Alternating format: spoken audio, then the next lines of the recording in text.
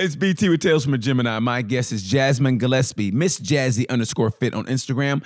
She's a former Canadian bodybuilder turned personal fitness trainer, and she helps people get their life in order, and she details her life and the struggle she had with food and growing up and now taking over her father's business after her father passed. It's a great podcast. It's fun. It's insightful. I hope you enjoy my guest, Miss Jazmin Gillespie. This woman's busy, Wyatt. Very busy, and you're screwing around. I can't wait. I always can't wait. I just love my guests. 1, 2, 3. Hey, it's BT with Tales from a Gemini, and my guest today, I didn't know that I had already encountered her. That's kind of weird, but here's what happened. Now, me and another comic will remain nameless because I don't know if he wants this information out there like that. We love fitness women. We love women that work out, bodybuilders. I like bodybuilders, and I love CrossFit, and I love those women. I don't care what anybody says. Those women like made me go, And we always we DM photos of these women. And so I saw her Instagram. I was like, okay. And I was like, okay. And I was like, okay, I always stalk people on Instagram. But the one that got me the most was when you were dancing with your kids. And then as I explored her more, I saw the picture, made me go, aha. And it was the one with the short shorts and I was like, I have got to get her on the show now. So she's been featured in the book Bloom, Where You Are Planet, 50 Conversations with Women of Vancouver, British Columbia. She's from Canada. She is fit. She is beautiful. My guest, I'm going to call her Jazmin Gillespie. You can call her Miss Jazzy Fit. How are you doing, Jazz? I'm fantastic. How are you? I am excited to talk to you because honestly, I looked you up and there was only just enough for me to have a basis of a conversation. There wasn't too much, but just enough for me to go, okay, here we go. You know what I mean? Some, I guess there's a lot, and I go, okay, this one was just enough. So it's going to be great to get to know you and see how beautiful your insides are as well as your outsides, because I think, honestly, you're a very fit woman, very beautiful woman, but I know the journey always wasn't like that. And that's what I want to get to because, like I said, I love fitness women. I love women that do athletic stuff. I think it's great for girls to look up to. You know what I mean? And so tell me about your journey. Like, are you born and raised in Canada? Are you, what got you into fitness? I know you did Taekwondo for 14 years. So tell me about your journey in life. Well, I was born and raised in Vancouver, Canada. I've never lived anywhere else. Which is something that I hope to change one day. I mean, I feel like to grow as a person, moving around and living and experiencing different places are, only good for your success and all that good stuff. But born and raised in Vancouver, Canada. I did Taekwondo for 14 years. So my parents put me in when I was about 4 years old for self-defense purposes. And it kind of just escalated into this competitive lifestyle I had. So I actually became homeschooled when I was in grade 8, so I could train 7 hours a day. Wow. Are you 7 hours a day? Yeah. Well, I mean, I did classes for hours in the mornings, and then I do schoolwork in between, and then I would go back and train at night, but I'd also teach younger kids as well. So it just was developed into my whole life pretty much. So basically from about 12, 13 to 17, all I did was travel competing. So Nationals was always held in Orlando, Florida, and in Las Vegas. So I would go there every year. Worlds, weirdly enough, was in Little Rock, Arkansas. How'd you do? So I traveled. Actually, so the way that they did competitions is that all year you would compete and accumulate points. Mm-hmm. And each first, second, third place you would get in whatever category, whether it was forms or sparring or weapons. You would accumulate points throughout the competitive year. And then at the end of the year, the girls that were ranked in the top 10 all competed for world champ at the end of the competitive year. Mm-hmm. But with that being said, I was competing, how old was I? I was 17. So I was from 17 to 29-year-olds, second and third degree black belt women. So that's a big range. So it wasn't done by height or weight. So I did go to world championships. I didn't win. I was up against a girl that was over 6 feet tall. So obviously when you're competing in a martial art, reach and all that kind of stuff plays a big part in it. So I didn't do as well as I wanted to, but they started changing a lot of the rules and stuff. And a lot of people were getting their noses broken and their ribs and stuff. So they started implementing things like chest protectors and face masks and all this kind of stuff. And I was like, well, I'm not in a martial art because if you can't take a hit, you shouldn't be in a martial art. So It just got to the point where I couldn't walk properly because this big puffy thing was over my chest. I couldn't see properly because I felt like I was in a fishbowl. So that was kind of, at that time, I started to transition out of martial arts, but it kept me out of trouble growing up, to be honest. I mean, traveling around the world and competing and training 7 hours a day, you don't have much time to get into trouble, right? So, well, martial arts has a great sense of discipline. That's what I love about it. And I think props to your parents, because I've always said if I ever had a daughter, the first thing I would teach her is a straight right. Because the way I see it is, eventually a boy's going to be a boy and he's going to grab her butt.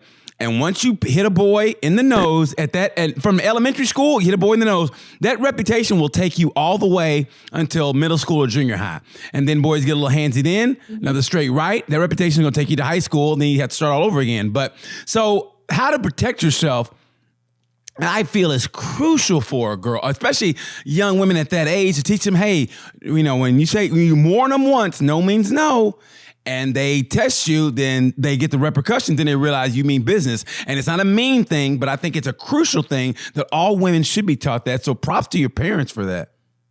Yeah, absolutely. I agree. And I've been teaching my daughters at home. Now, I don't mean to talk badly about Taekwondo, but there's different martial arts, there's Muay Thai, kickboxing, and all this kind of stuff. I felt like once I got a taste of other martial arts, I found that Taekwondo was very limited contact. So it was controlled contact. So we could get penalized for kicking somebody too hard. Yes.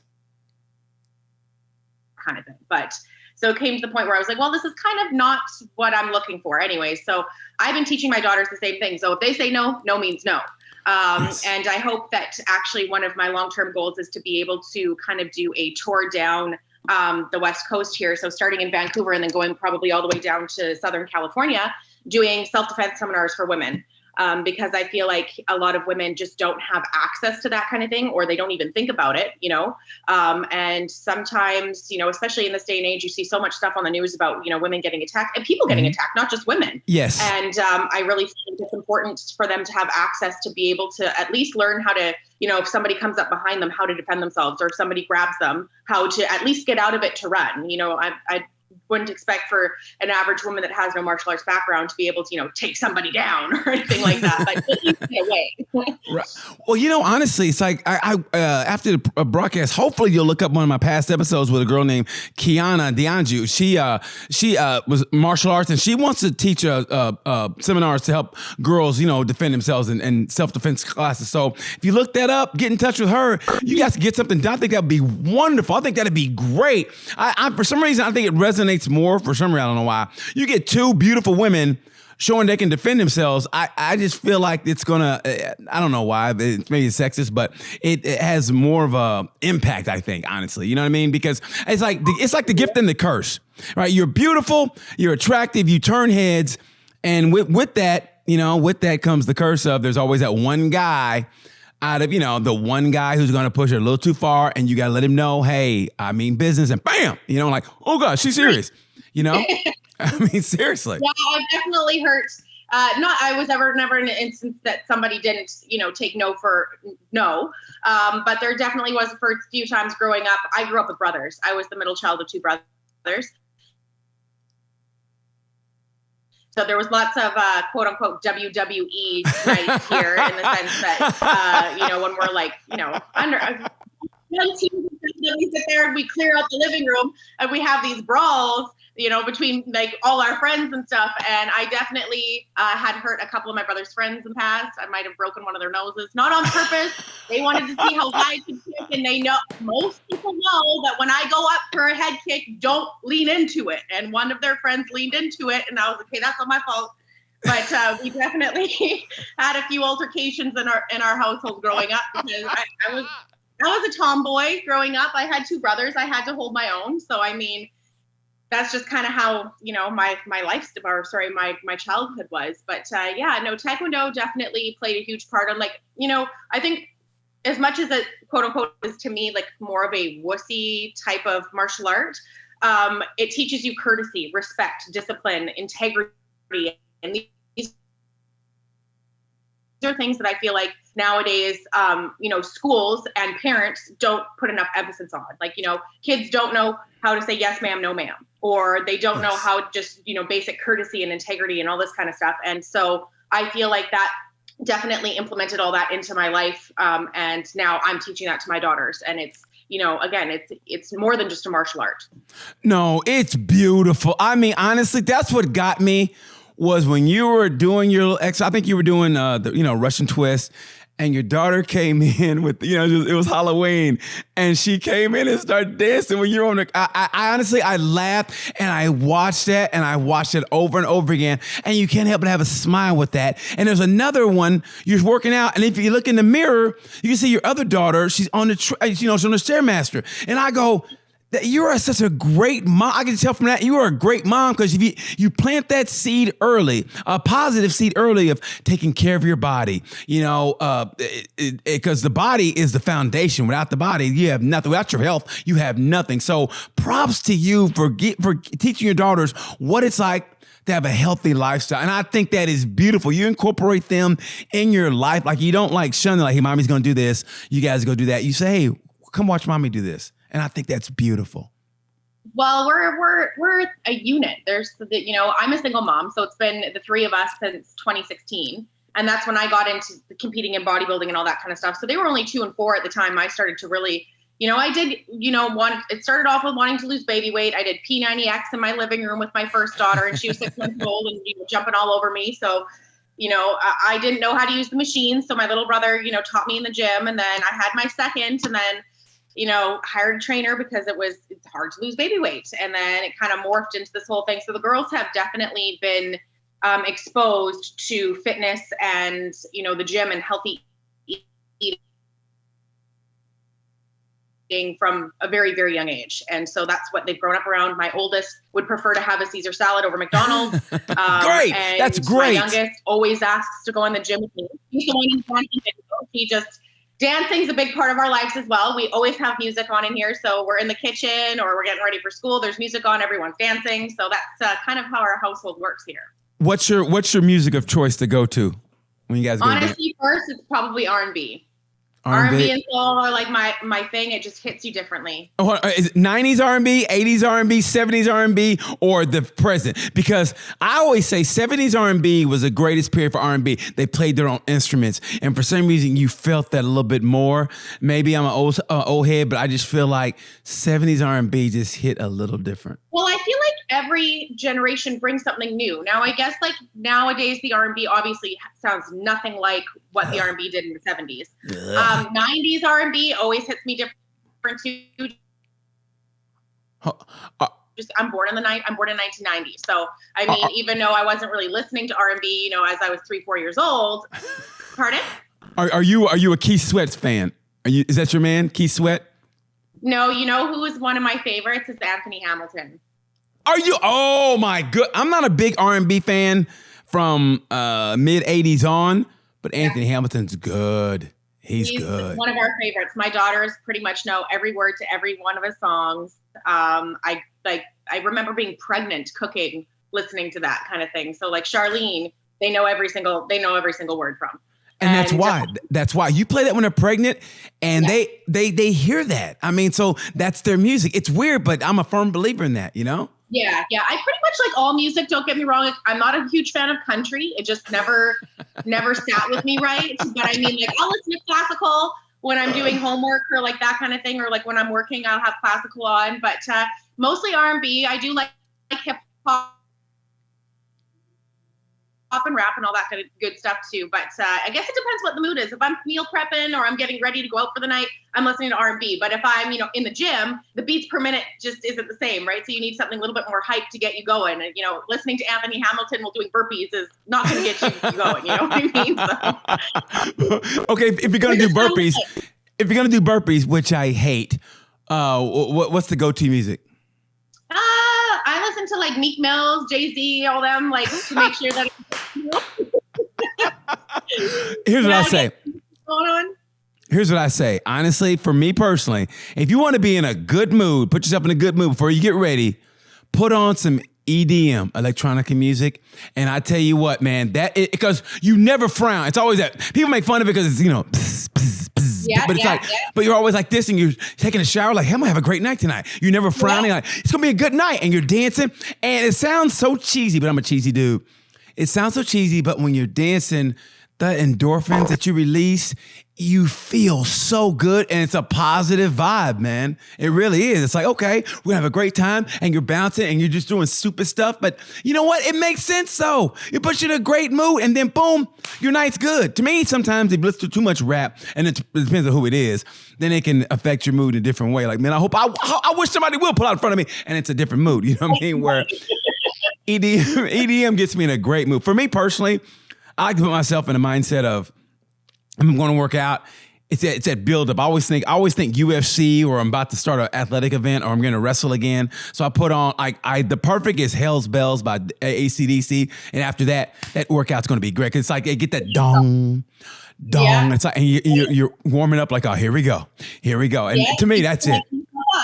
Yeah. Yeah, no, I totally get it. I like EDM for like cardio, like if I'm sprinting, because then it's like I challenge myself to go as fast as the beats per minute then. But EDM, definitely, like for cardio purposes, absolutely. I feel like I need a little bit more, like I need words and all this kind of stuff when I'm in, the gym. And like, I'm that one that like between sets is like I'm bobbing my head and like I'm getting myself in the zone kind of thing. But I guess what puts me in like the best mood too is like Afro beats and like dancehall for some reason. Just it hits different. Yes. I love it. Yes, it's that good workout that you get that sweat going. And you know how it is. I ain't got to tell you, you're more professional, is that when you're in that zone and it just hits and you're in that workout, you go, oh, this is it. You get that zen feeling like, oh, this is it. Let's load it up a little bit more. And you hear that wobble, that whoa. And you go, uh-oh, you're going heavy. Oh, it's a great feel. I saw you doing hack squats, and I was telling my producer, because my producer, he didn't really like muscle women. And I go, really? And I saw you doing hack squats, and I go, back in my heyday, because I got some I thought I had some pretty good thighs till I saw you. But I was decent back in my heyday, and I was pretty good on the hack squat. And I saw you and I was like, oh my God. I mean, that was at least 4 plates at least? Yeah. What's your max? Your max? To be honest, I only started maxing things out within the last year. So I've never trained that way. I never had a need to train that way because it's always been aesthetics over strength. And, sometimes training for strength isn't going to give you the look that you want. So I've always trained, more lower weights, higher reps, adding lots of plyometrics and that kind of stuff. So it's just within the last year where I was curious to see how strong I actually am. For hack squat, it is 4 plates aside. I can get about 10 plates aside for leg press. I do about 275 pounds for squat and deadlift. So it just recently in the last year, I've really tried to play around with that, but it's hard. When you're doing strength training, like it is a slow road in the sense that you ain't putting on a new plate every week. Like you are putting like on 5 pounds every couple weeks trying to get those reps in. And it's difficult. And my joints don't like me now. I can say that right now. But it's been interesting. I mean, you get bored when you're training for so long.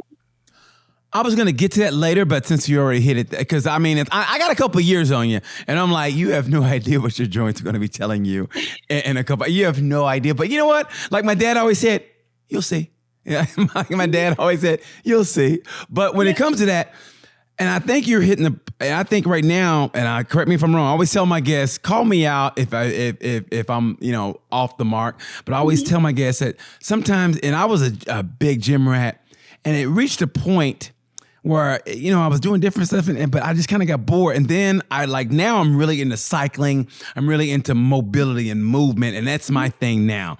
So how are you dealing with that? Because I felt like from your post, I was feeling like you're the same way. Well, greater thing about you, you're very revealing. You were saying how it was so hard for you to get out of bed, and how you, to go to the workout today. Like you slept until noon, I think one post said, and you finally got out and did it. So how are you dealing with the boredom, and how do you tell your people who you train through your training, regimen? How do you tell them? What if they say, hey, I'm getting bored too with the lifting? What do you tell them, and how do you deal with it?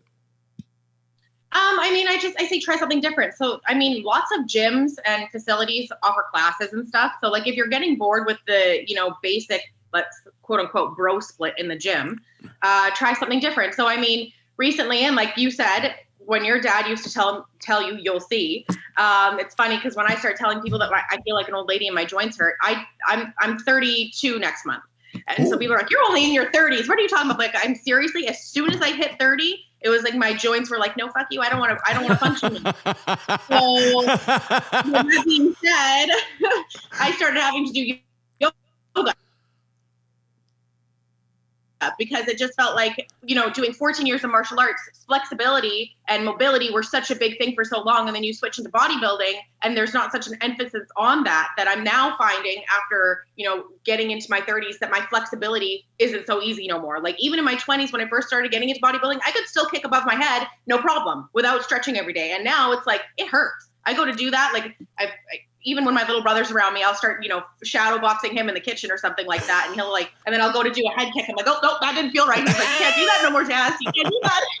So, you just gotta find something different. I was going to say that. I said, what you got to do is here's what I've been doing every morning.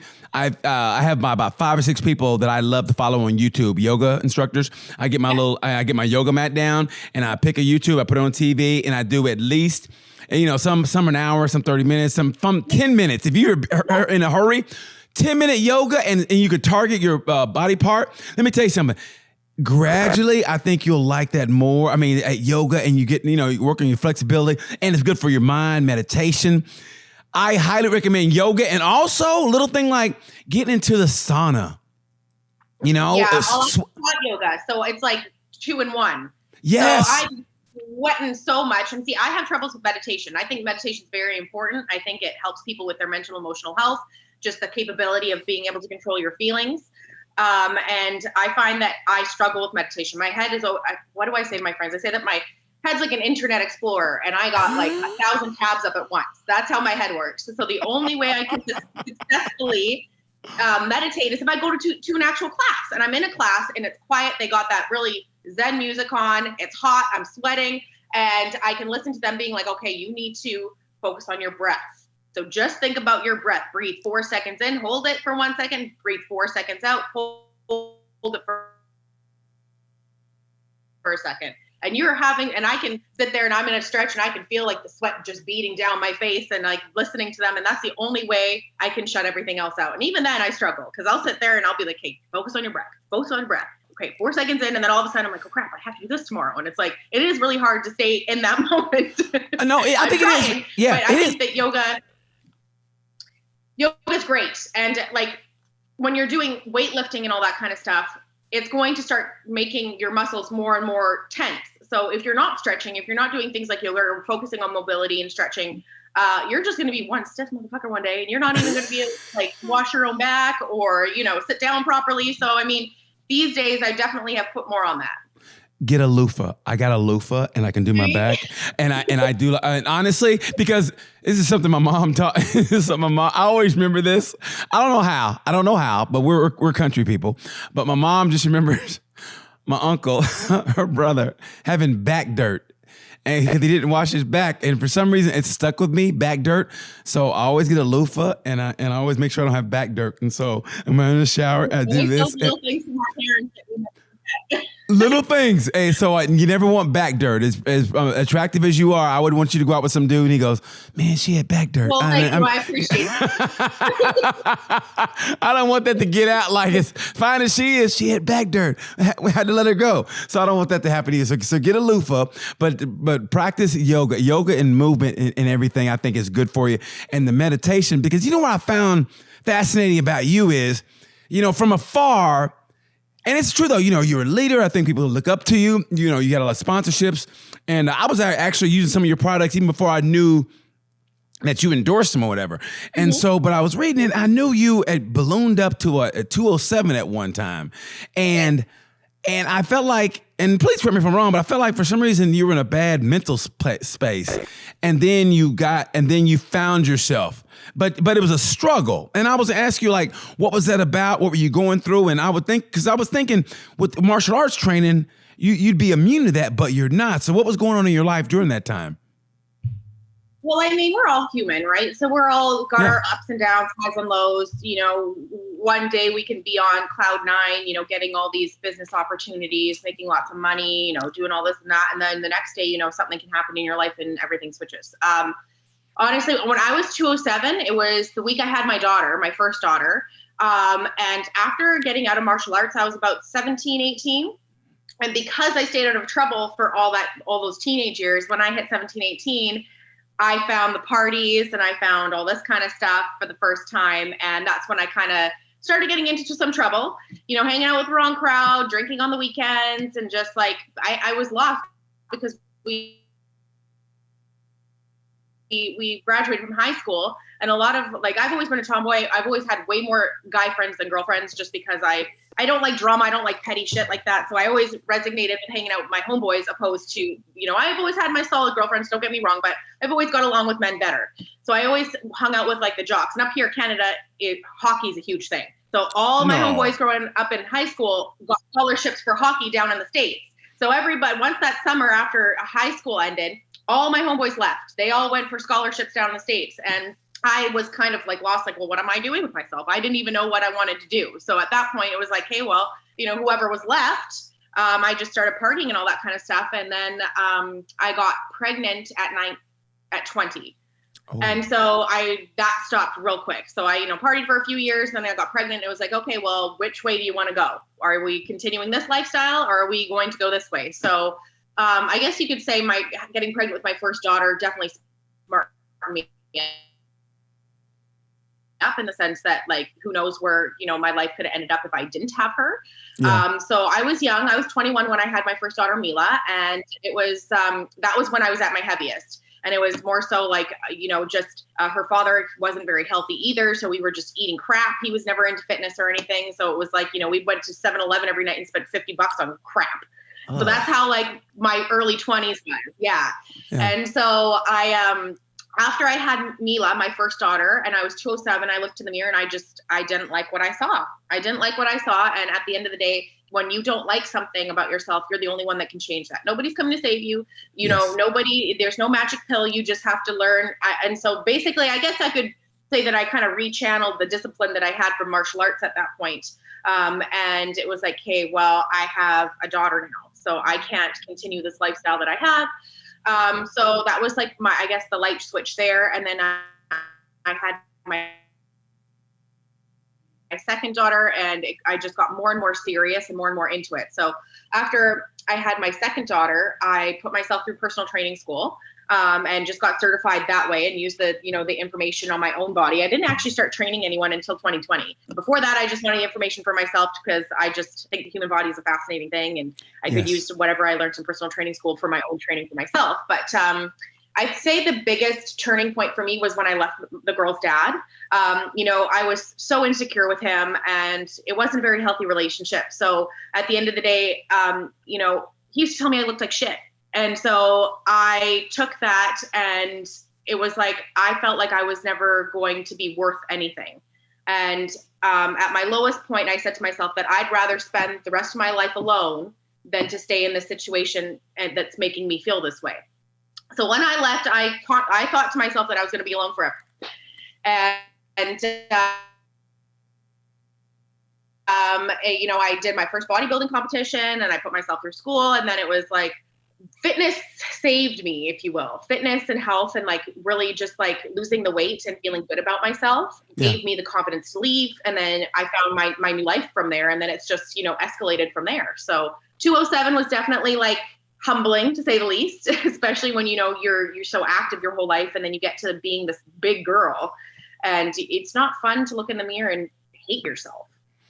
No, I mean, honestly, it's funny you say that, because it's parallels like exactly I was going through. I was I guess a skinny kid, I guess, whatever.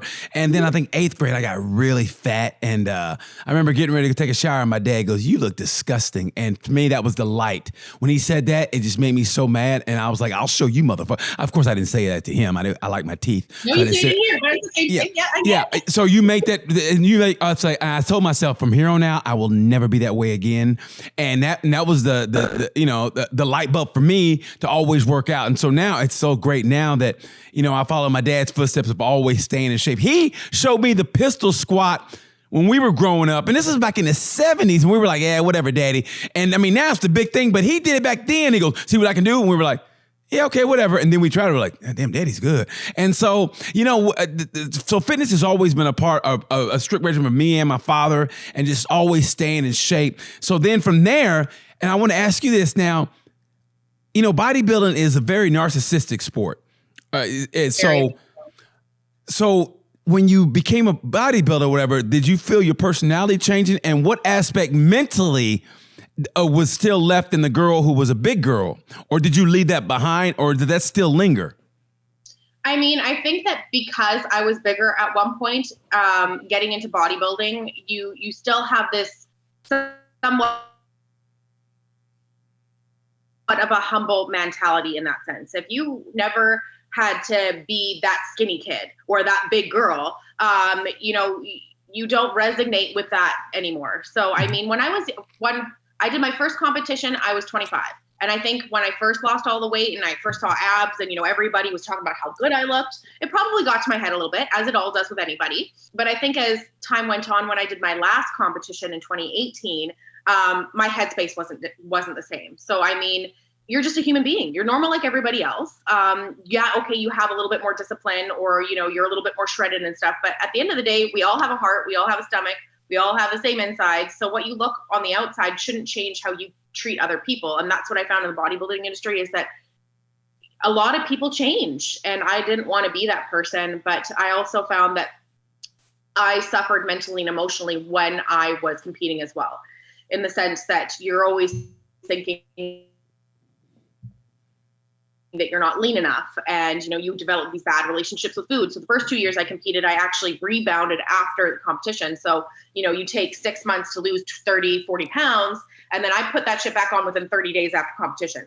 And so that's not healthy for your metabolism. That's not healthy for your mental and emotional state. So the last year I competed in 2018, I was actually able to transition out and find a lot more healthy of a balance, because after my first competition, I ate until I felt sick. And it was a horrible relationship with food, where you would binge eat, and then you would like punish yourself with extra cardio the next day. And so it was this repetitive, and this is very common in the bodybuilding industry. So it was this repetitive cycle of, losing weight, gaining weight, losing weight, gaining weight, and constantly being hard on yourself. And it's a learning experience, which is why I actually don't compete anymore, is because I don't think it's healthy. Women getting to that low body fat, they lose their menstrual cycle, and, they start having, these, it's almost like they're like bipolar, and so yeah. I just didn't feel like it was right for me, because I'm doing this to be healthy. I'm making this a lifestyle. It's not supposed to be this yin yang emotional roller coaster. Life already is. So why amplify that by, putting yourself through this? Not everybody's like that. I mean, some people can compete and totally be cool with the food afterwards, and like they don't suffer or anything. But, the girls are my priority. And the girls would constantly say, mommy, like we would go out for dinner or something like that as a family, and I wouldn't order anything. I'd just have water because I would be in prep. And they'd be like, mommy, like, it would be nice if you ate with us, kind of thing. And like certain things like that, or like, you don't need to go do more cardio, mom. Like, you look beautiful the way you are.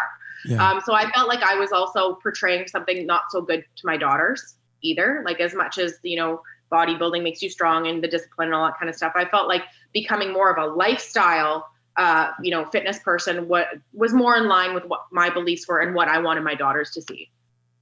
So, okay. So did that narcissism, did it ever kind of seep into your daughters? Did you catch yourself going, ooh, you know what I mean? Like, okay, it's all about me right now. It's all about me.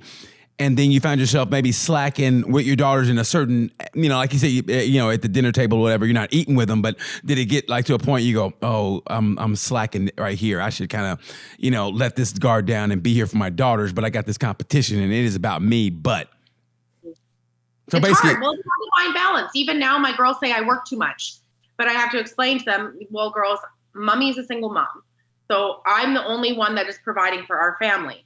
So, all the kids at school, most of the kids at school, they have a mommy and a daddy. So they both work and they both bring in income to be able to feed their families and stuff. But, you only have a mommy doing this. So I'm trying my best, but, mommy does have to work to feed you. And, you guys want to play your sports, that costs money. You guys want to go on vacations, that costs money. So it's hard to find balance even now. It went from all my time and energy being in bodybuilding and constantly doing all that to working. And I was my dad's caretaker for 5 years before he passed. So that was another part of our schedule and that kind of thing, which is, being a caretaker. I liked the girls seeing that as much as it was, for lack of a better term, sometimes an inconvenience in our life to, having to go to Papa's house and to, give him insulin and to wrap his legs and to feed him on all this kind of stuff. I feel like with them, that's going to sit better with them growing up, and they're not going to be so opposed to, taking care of people at the end of the day, which I think, all of us need to do. We need to take care of our families. We need to take care of our friends. It takes a village to raise a child. And it's the same when your parents get old, you all got to pitch in and stuff. So I feel like that's just, making sure that they stay grounded. That was I was going to avoid that, but you mentioned it. But man, that was the one that was hard for me to watch, because I see those pictures of your dad with your little girls when they were growing up, and just that look of joy on his face. He was probably a grandfather. I don't know for the first time, but he was a grandfather to his only daughter. And so the look, it was just beautiful. You could see the joy in his eyes, how he's playing with his granddaughters. And man, that really touched me. And I wasn't really going to go there, but I was like, so like during that time, when your dad got sick or whatever, like how did that affect your daughter? How did it affect you? And how did it affect your work? I mean, like sometimes you use food as an emotional crutch. I know I do. When I'm happy, I eat. And even now, I'm kind of full, but I'm thinking about tonight, if I go to the movies, I'm gonna get some popcorn. I mean, that's just how I am. I mean, my whole thing is I don't do drugs, so my thing is food. And so how did you deal with that aspect of knowing, your father's sick, you're sick out of work, you got your daughters. How did you deal with that? Well, I mean, I've always kind of worked for my father in a sense. So like he owned a sawmill equipment company. So I basically kind of put my personal training and my dreams on the back burner while I was having to take care of him, because as time went on, he got worse, and he needed more help. And so at the end of the day, I just became like an executive assistant of his company. So then it kind of was like I did stuff for the company, but I was also there to take care of him at the same time. So they grew up, helping Papa, wrap his legs and stuff. He was a diabetic. And so this kind of is also one of the main stem reasons why I am the way I am. My dad was over 400 pounds at one point. So watching him growing up, putting that massive glob of butter on his food, and, mom having to make these big, massive dinners with, no nutritional value really, because that's what my dad wanted. That's how I grew up. So that's what I watched. And then when I got older and I learned more about, what a carb is and what a protein is and what it does to our body and all this kind of stuff, like my dad and I used to fight all the time, because I would take him to go to his doctor's appointments and he'd say, hey, Jazz, like, let's stop here. I want a cinnamon bun, or stop here. I want a float, like a root beer float or what. I would say, no, Dad, I ain't stopping there. And then he'd be like, Jesus, Jazmin, why can't I just live my life? And I'm just like, I'm not going to aid in killing you. I'm sorry, but I'm not going to be that person. Like, if you want to, and this is the thing, is that near the end is that he had troubles walking. He had a walker and all this kind of stuff. So for him to be able to go to a store, get out of his truck, to walk inside to get something to come back is too much effort. So he ended up at that point not being able to. So it was the people around him that would be enabling him if they got him these things. He couldn't do it himself. So, at the end of the day, we fought a lot, because every single time he wanted to get something, I said, no, Dad, I'm not going to be that person that enables you to kill yourself. Like, I would like you to be here to walk me down the aisle one day. I would like you to be here to watch your granddaughters graduate. But again, with that being said, with my dad being 400 pounds, that kind of just fed my passion into me never letting myself get to that point. And me, being the good example for my daughters that my father was not for me when it came to, caring about your health.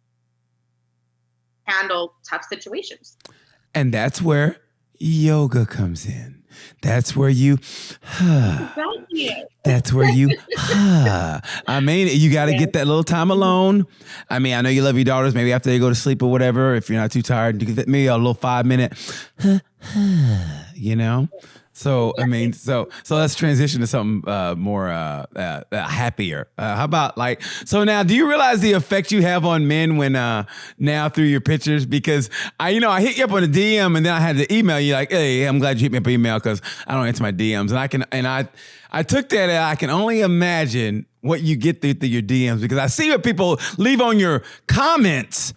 And I'm like, oh my God, you know what I mean? I always think I'm a creeper, but then I read what other people do. I go, you know what? I'm not that bad. I come at you nice and professional, and other guys, I'm like, oh my God. So how do you deal? Because I'm sure you get your fair share of suitors, and let's just be honest. Do you ever get any those pics in your DMs?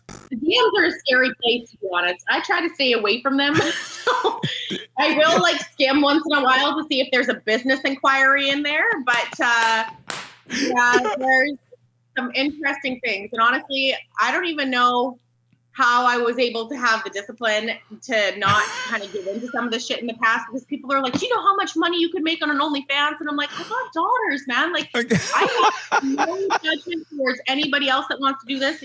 Make your money, do your thing. But if I got daughters and they go to high school and all of a sudden these little kids, these little boys, teenagers, they're just finding out these websites and all this kind of stuff.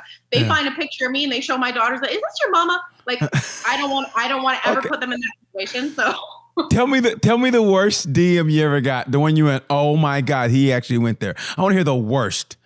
The worst one, I think that just right off the top of my head is a gentleman had emailed me, or not, sorry, emailed, but DM'd me. And his request was that he wanted to pay me $10,000 to step on a tiny pet creature with heels on. And I was like, I love animals. I'm offended that this person would even say something like that. But that's probably the weirdest thing. I get ones requesting my used underwear or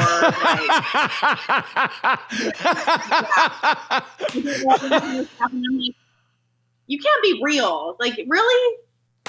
Yeah, it's a weird place, the DMs. I stay out of it. Was it for your used underwear after you got through working out? I think it was something like that. The little sweaty was in there somewhere, and I was like, that's gross. You nasty. Okay. I don't know. Humans are weird. Humans are weird. Okay, so I'm sorry, that's hilarious. Okay, so if somebody was to approach you, even with all the, I had a few proposals in here, sorry? Okay, if somebody wanted to step to you correctly, if you had to pick your ideal man, remember that movie Weird Science, right? They said, pick the ideal woman. If you had to pick the ideal man physically, how would he be? And then and the personality and everything else over here. So if you had an ideal man physically, how would he look like?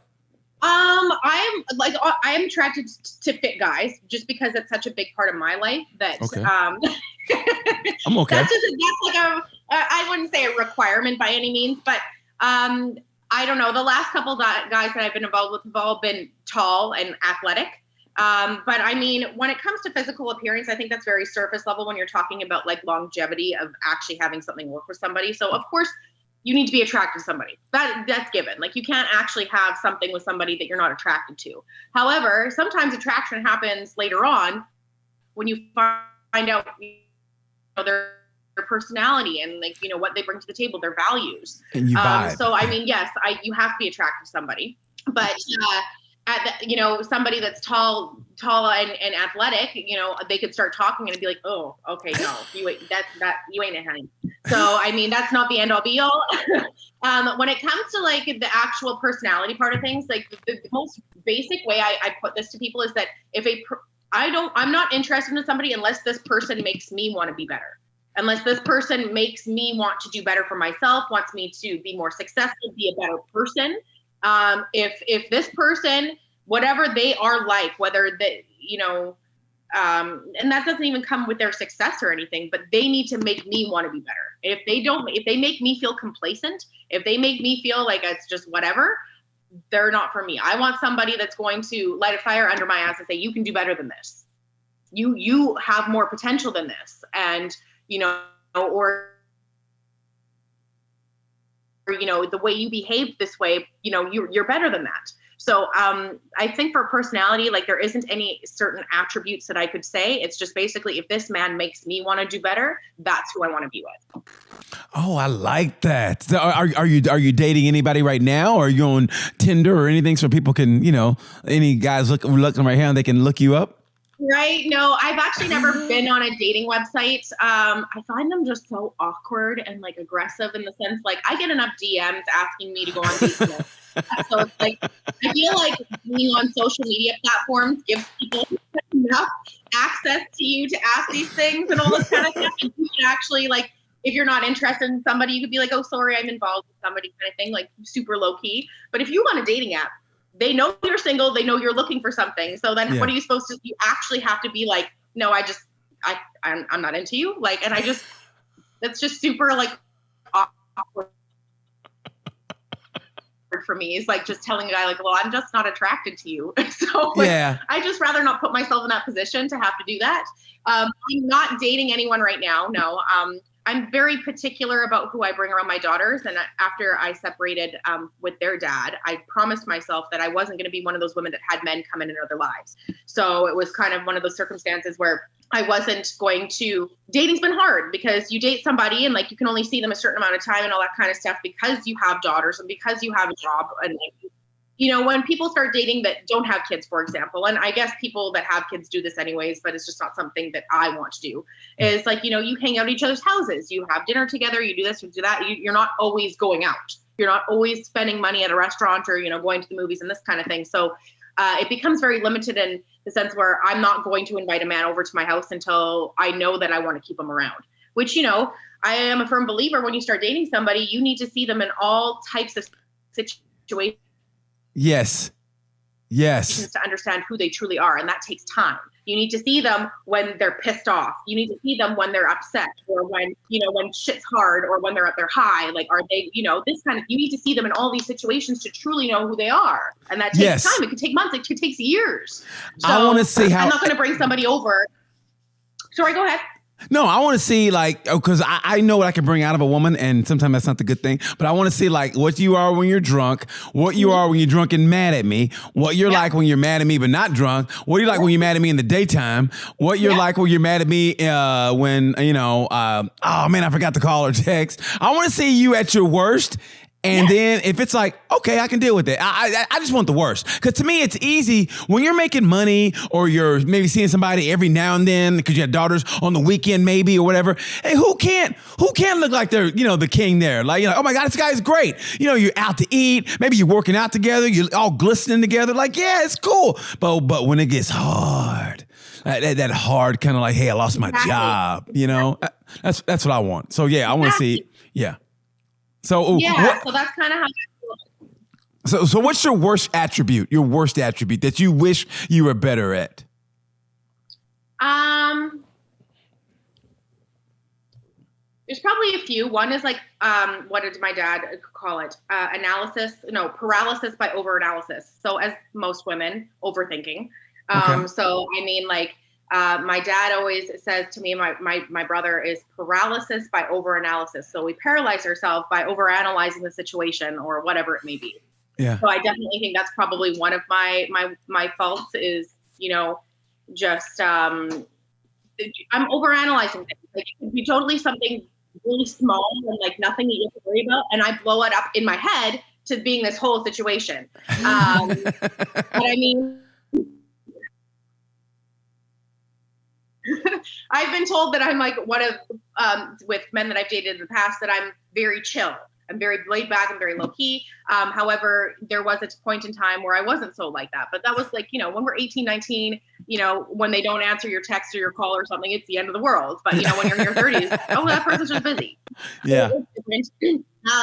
I think that's probably my biggest one at this point. I feel like I've done so much self-development and, you have to be self-aware. A lot of people these days don't want to think that anything that they do is wrong. And this is where, I've watched a lot of relationship podcasts on this. more pertaining to women. They're just not self-aware. They don't want to be accountable for their own actions. So whenever I feel like I've stepped out of place, I do apologize because you have to be self-aware. Yes. And the thing is, a lot of women don't want to be accountable for it. So, if I am having a bad day, I'm in a bad mood, and the guy that I've been talking to or hanging out with, comes, I don't know, we're talking about something, and then I maybe give some sass or something, or I, project whatever's going on in my life onto them.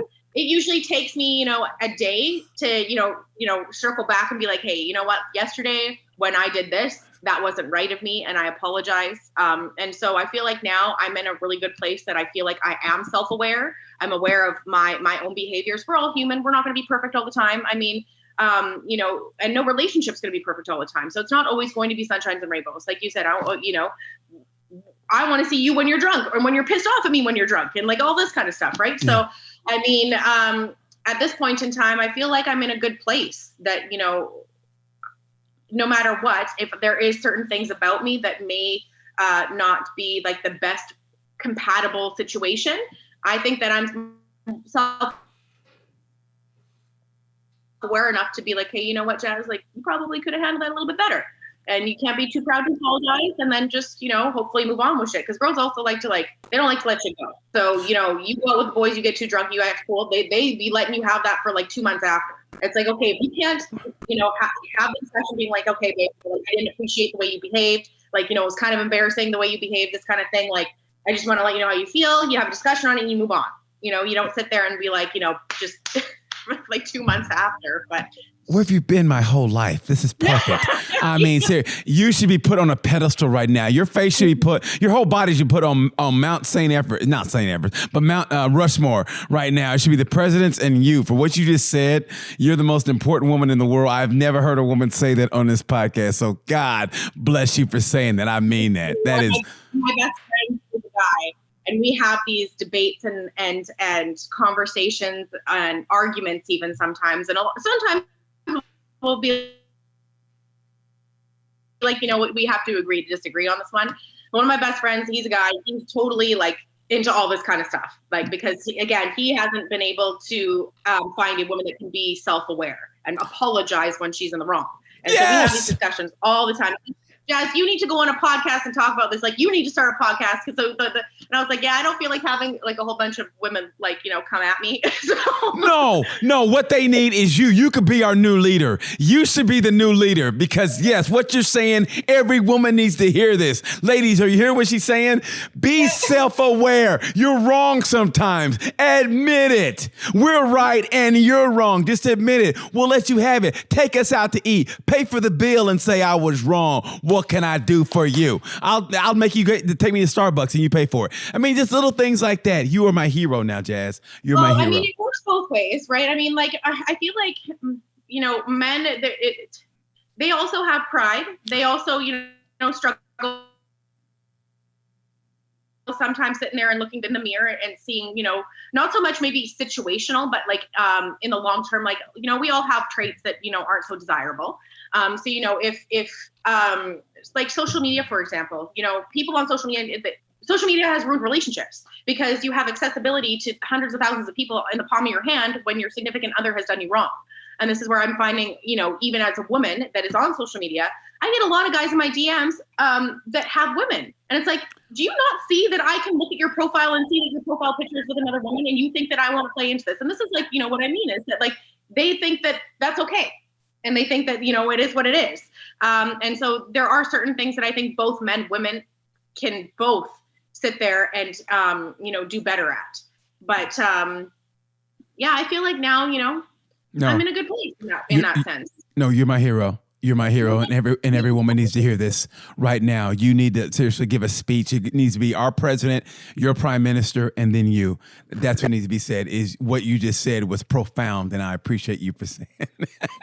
I mean that from the bottom of my heart. No, it's great. Yo, I know we're having to wrap up here in a little bit, man. But God damn it, I didn't even touch on any of the stuff I really, really wanted because I wanted to let you flow with it because I just find your life. Honestly, I found it really, really fascinating. And I had to get this before I forget. How tall are you? I'm 5'1". Oh my goodness! Are you serious? I'm like really, really short. Yeah, I'm really short. My roommate's 5'1", so I know exactly. I tell you, my roommate is 5'1", so you and her could go out and play. I'm really short, and even honestly, my 10-year-old daughter's almost taller than me now. And I guess because I had kids young, I was out with her the other day, and somebody asked if she was my sister. I'm like, no, that's my daughter. 5'5", there's pros and cons to everything. I mean, being how thick I am, my legs and stuff. Like, part of the shitty part of being so short is that you have trouble finding clothes that fit. You know what? I'm glad you said tall people have that same issue. So. I'm glad you said that. Yeah, I try to be respectful. I mean, I really liked your pictures. I'll leave it at that. I was like, wow. I mean, I'm sure you get compliments on your glutes. That's a nice professional way of saying it. On your glutes.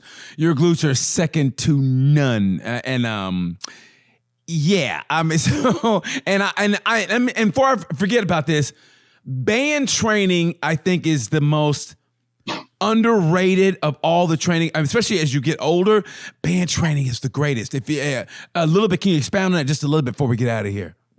Yeah, I definitely agree with you, and I say this to a lot of my clients: is that like I use bands every week. I use them almost every day, and I feel like resistance bands, just because there isn't like a quote unquote weight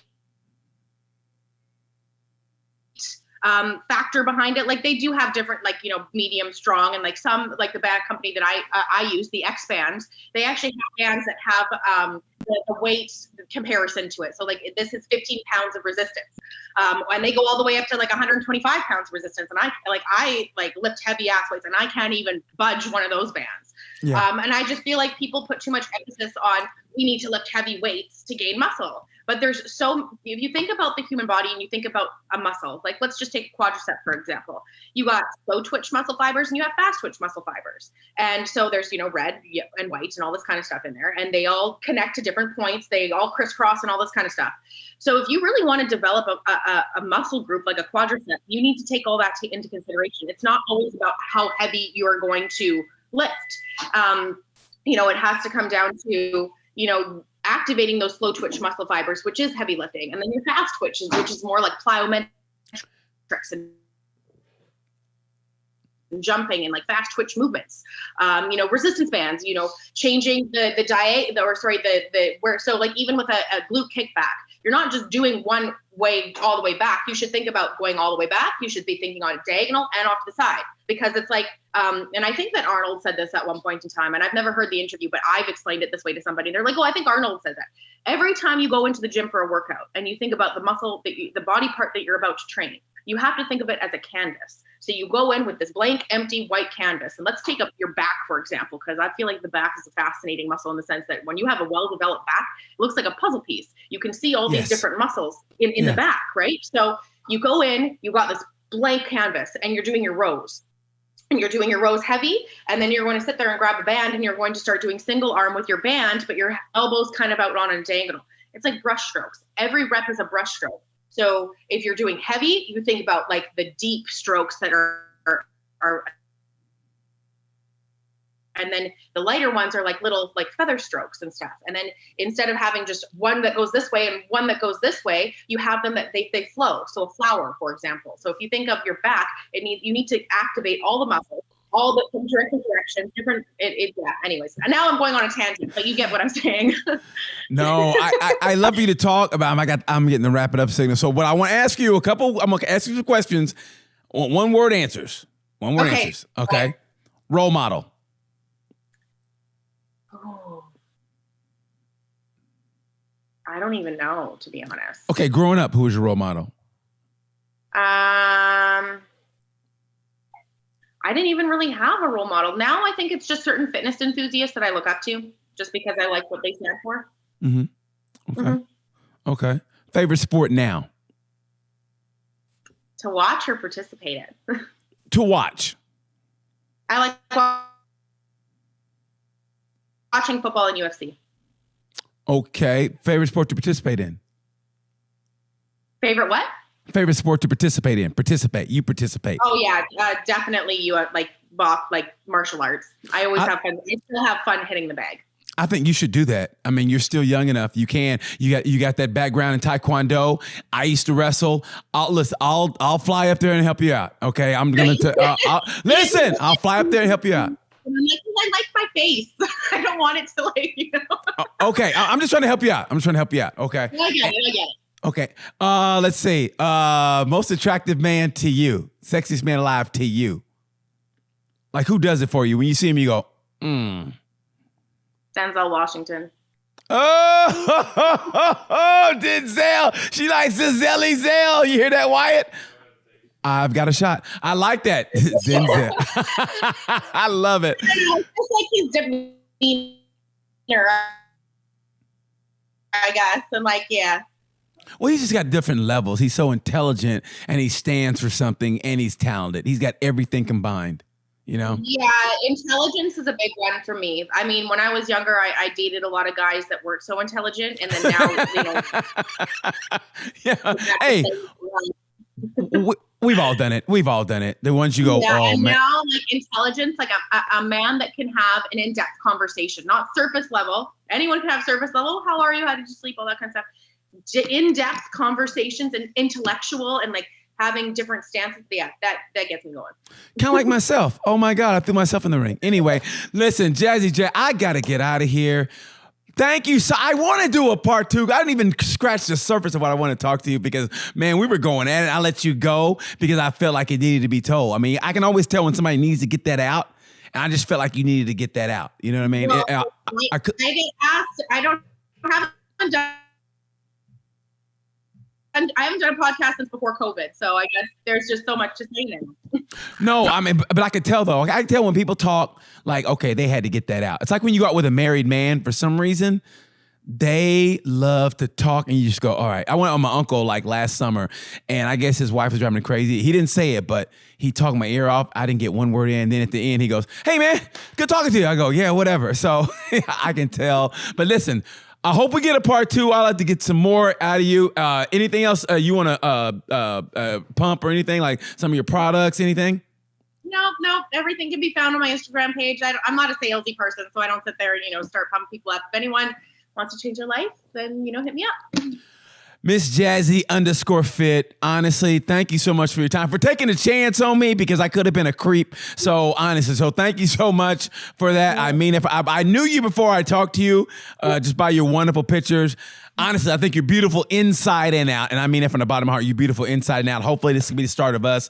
I want to talk to you again, get a part 2 going on. But I know you got girls in the room locked, waiting for their mommy. So listen, you go take care of them. Thank you so much for your time. I appreciate that. Ladies and gentlemen, you can follow her up on Instagram at Miss Jazzy _fit. I'm BT with Tales from a Gemini. And you know how I say about this time. Peace.